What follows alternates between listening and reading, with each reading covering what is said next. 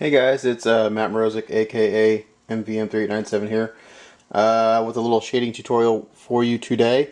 I got some time to do some painting finally, so I think I mentioned I sprayed my metallics, probably last weekend on my GNX, and I've got two colors for that. The main color is this color right here, and this is Mr. Color Super Metallic Super Iron. This paint's really nice. It's got a really nice tough coat to it. I find that it doesn't scratch very easily. So I've been switching to those. They are more expensive, but you get what you pay for. The secondary color for some tonal difference is, let me see if I can get the right color for you. It's actually this color here, but it's turning kind of blue here. So let me get in a different light, see if I can there we go. If I turn that off. There we go. That's what it looks like. This is Alclad Exhaust Manifold, and this is probably one of my new favorite colors.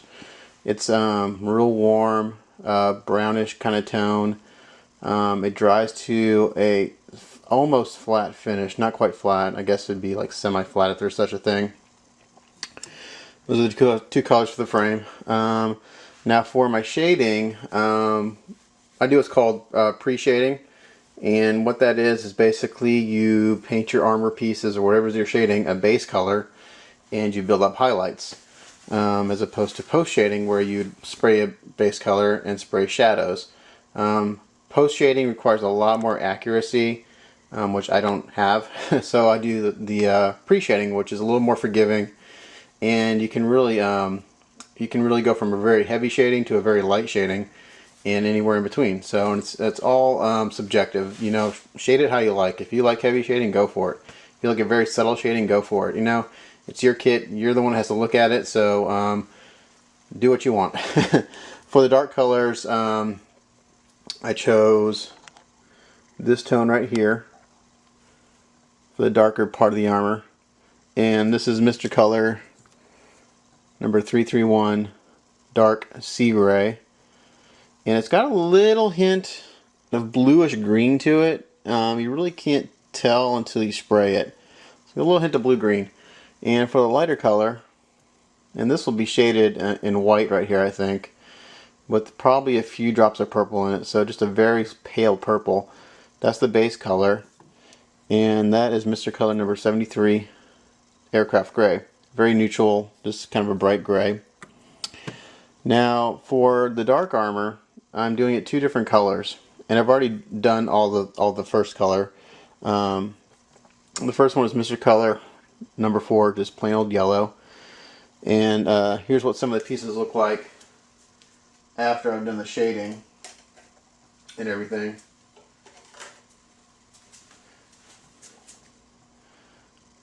And it's a little hard to tell with the gloss with the shine on it. When I hit it with the flat coat, it's really going to pop. Right there you can kind of get a good sense for it. So there's one of the yellow pieces that's been shaded. Here's one of the shoulder pieces that's been shaded.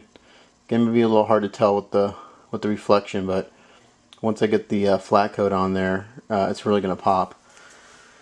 So I've already done all the yellow pieces, simply because it was a real pain. I initially had done a video showing the yellow, but I've gone through 3 bottles of yellow paint. It's just, being on this dark color, it does not want to cover. So instead of sitting here and working for 10 minutes on one part, I'd figure I showed you the orange, because I've done a few of those and they turned out really nice, and it covers a lot better than the yellow. So here's one of the pieces that's been shaded with orange, and this is what I'm going to show you right now as an example on how I shade.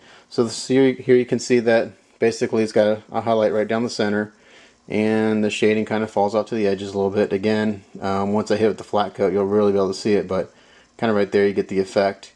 This is kind of a medium shade. It's not real heavy, it's not real light. So I'm kind of going in the middle with this guy. And each kit I do differently. I mean, my perfect grade 00 riser, I did a little heavier shade than I normally do. On the Sinanju, in the pictures, it looks like a pretty subtle shading, but in real life it's actually quite a bit heavier. Just when I lit the photos, it kind of blew out a little bit of my shading. but that's okay. It still looks good, I think. So I'm not going to talk while I spray simply because it's very loud. So I'm going to kind of explain what I'm going to do first. I'll do it. I'll show you each step. So again, I have my compressor set at 20 psi. This is where I think my technique differs from a lot of people. I know Gamir Ben Ray, in his video, which is where I basically learned this technique, he does his initial shading with a very low PSI, somewhere around like 8 or 10 PSI. And then from there he bumps his PSI to 15 to 20. I keep everything at 20. I don't know, it just seems to work for me. And I can still get really close to the piece. It's just a matter of controlling the amount of paint that comes out of the gun using the trigger. You'll remember that the more you pull the trigger, the more paint comes out. So even using high PSI, if I just barely pull the trigger, very little paint comes out. So let me show you on the paper towel here. So just by, even at 20 PSI, I'm real close to the paper right there.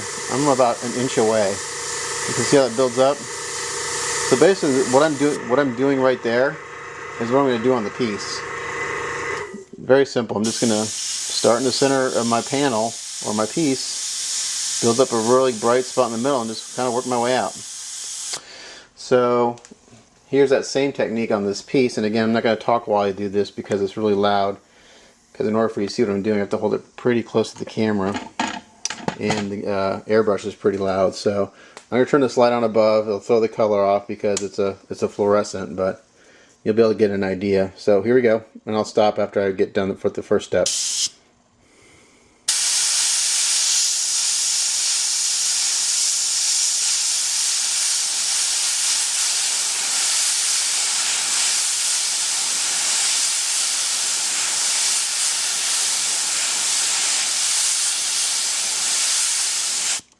Okay, so that's pretty much it for that side. So I'll just repeat that step on the other side. Gotta turn my compressor on, losing some air pressure.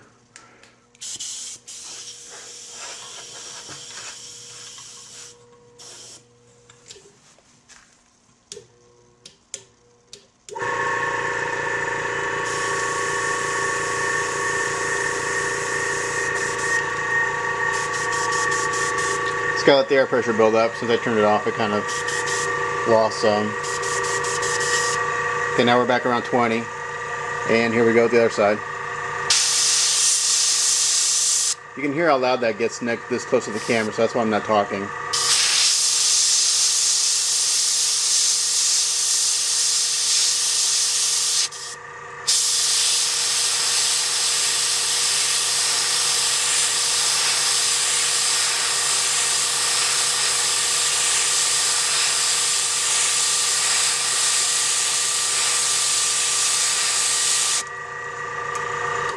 So there's the other side.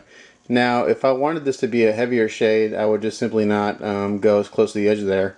This is kind of in the middle, like I said. I typically, when I usually shade, I'd go closer to the edge, which makes a less dramatic shade.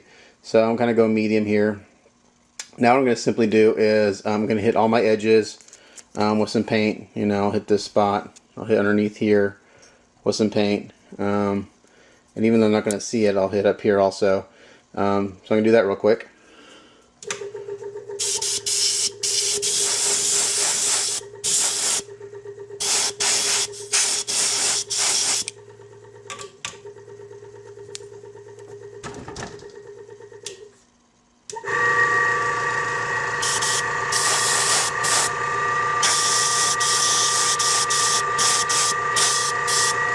Okay, now I'm just going to basically pull my airbrush about, I don't know, about a foot away. It'll be off camera, you won't be able to see it. And I'm just going to blend it all in. And this is the motion I use. I just go like this real quick, back and forth, just misting it on. And I build up paint until I basically blend it in until it looks like my shading is almost gone. And I do that because once it dries down and it gets darker. So when I think it's almost gone, and this is a personal preference, then I know it's the way I like it. So I'll just blend it in, pulling the trigger back very, very little, Just enough to get some paint to come out. And as opposed to when I'm spraying a gloss coat, or I'm trying to catch a highlight, I do the exact opposite here. Because if the paint's in a highlight, I can't see what it's doing. I can't see the coverage. So I do the exact opposite. I hold it so that, if you look in the camera there, if I hold it there, see there's a highlight, I can't see what the paint's doing. If I hold it there, I can see exactly where my paint's covering. So that's how I spray.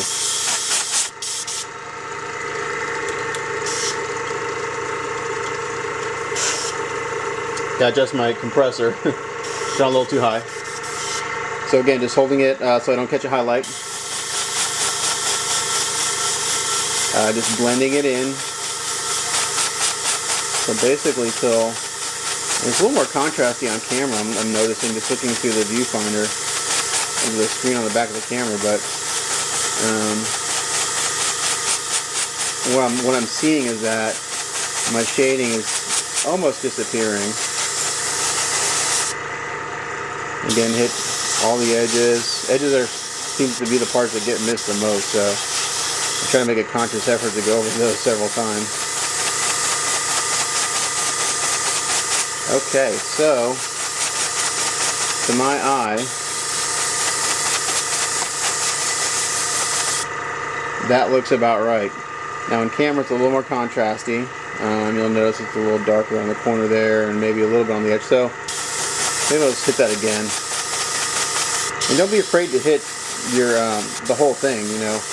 Just mix it all over, trim the part, keep it even. And that's it. It's pretty simple. The first kit I ever shaded was my 1/100th SMS Kshatriya, and that was actually my second kit I ever did. And I was super happy with the way my shading came out, so I just basically took what I did with that kit and continued it through the rest of mine. Now, like I said, as this paint dries, it'll get darker and it'll get more contrasty. And I actually shaded all the yellow last night, and I came back today, and it was still really contrasty, and the yellow was muddier than I wanted. I knew it was going to get muddy simply because of the dark undercoat, which I'm okay with because it adds a little weathering to it. But I came back and I added on another couple coats of yellow. Got to the brightness I wanted, got the shading I wanted. So more than likely I'll see this orange tomorrow. As it dries down, it'll get a little more contrasty, and I'll probably hit it with another mist coat or two just to kind of blend it all in, because once it's dry you can really see what it's doing. So that's it for the orange. I'll create another video here in a minute when I get done with the orange to show you how I do the white with a little bit of purple. And now on these lighter pieces, it's going to be a very, very subtle shade because the white is not much brighter than this gray, and that's what I wanted. So the darker your base color and the brighter your top color, the more contrast you're going to have. And also your base color will also have an effect on the color of your top coat. If I was to, like, say, undercoat this with the blue tone and then do a white on top, well, my blue's going to have my white's going to have a blue tint to it. If I just did black, which I do a lot for white armor, like on my unicorn, it's all pre-shaded with just simply black, the white takes on a gray tone to it. So, and you can mix colors, like on my Master Grade the O, I used like a middle stone, and I forgot the other color underneath the yellow, and something else. But it really kind of gave it the yellow-green tinge, so you can really play with it and have lots of fun.